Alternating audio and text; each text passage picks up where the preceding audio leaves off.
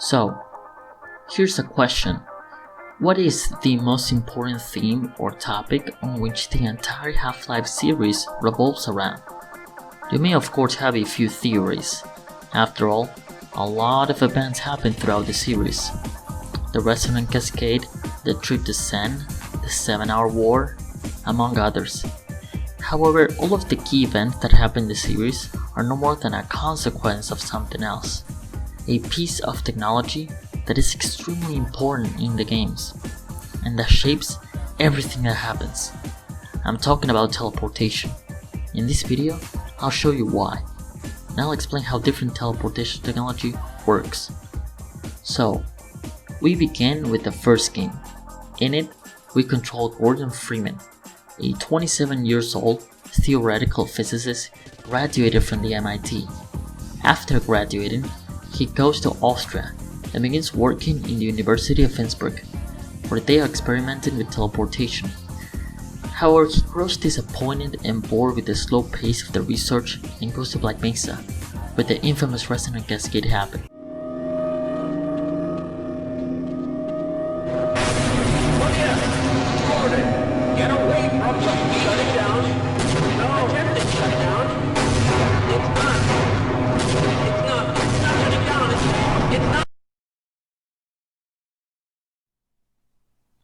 Right from the start, we see the importance of this technology. Gordon is fascinated by it, and that's the whole reason why he works in Black Mesa in the first place.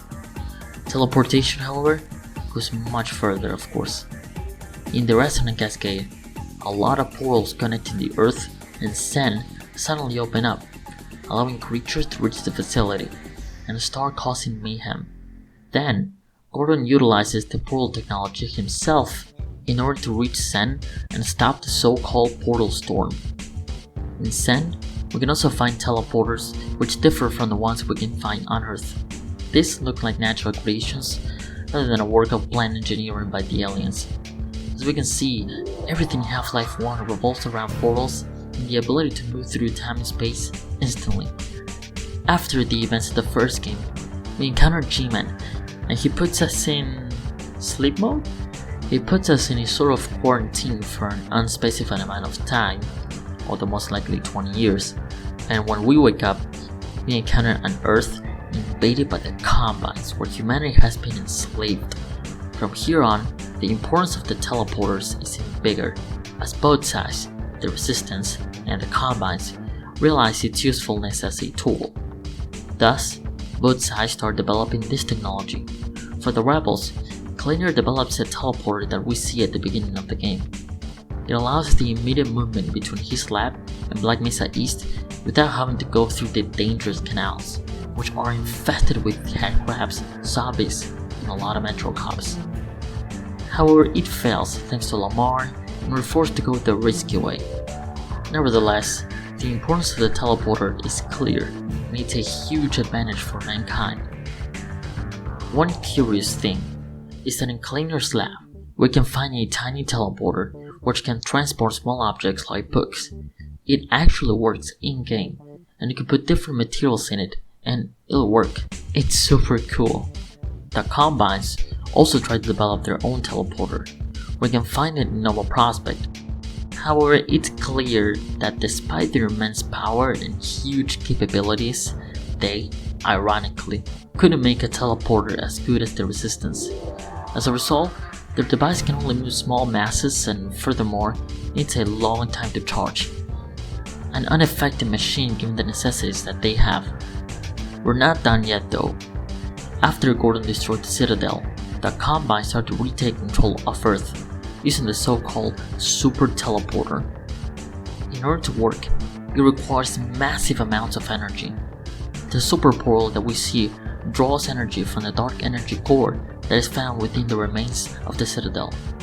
We, however, see the infant version of this thing. If the Super Portal grows to its maximum size, it could be capable of transporting the entire bulk of the real Combine army. In such situations, the Earth would be immediately lost, as mankind would literally have no means to defend themselves against such a powerful foe, and the planet would probably be destroyed. Considering all these facts, we can reach the conclusion that in the universe of Half-Life, the species that dominate teleportation have an enormous advantage over the others. It allows the movement through time and space in an almost immediate manner, and is responsible for all the events that occur throughout the series. Finally, I find it interesting to discuss how Aperture Science developed this tech, which varies greatly from what we see in Black Mesa. But first, the universes of Half-Life and Portal are connected, in case you didn't know.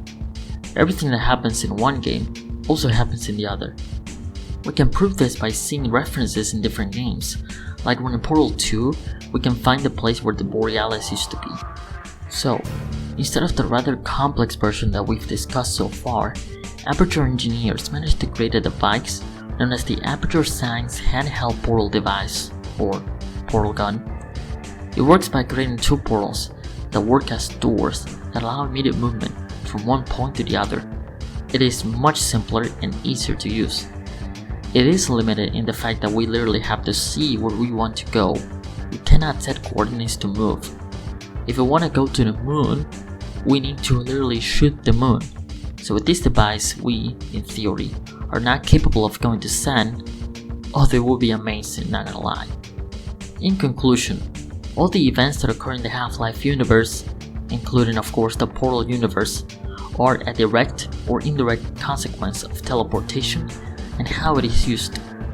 It allowed the sand fauna to move to Black Mesa, and then it allowed Combines to reach Earth and enslave it.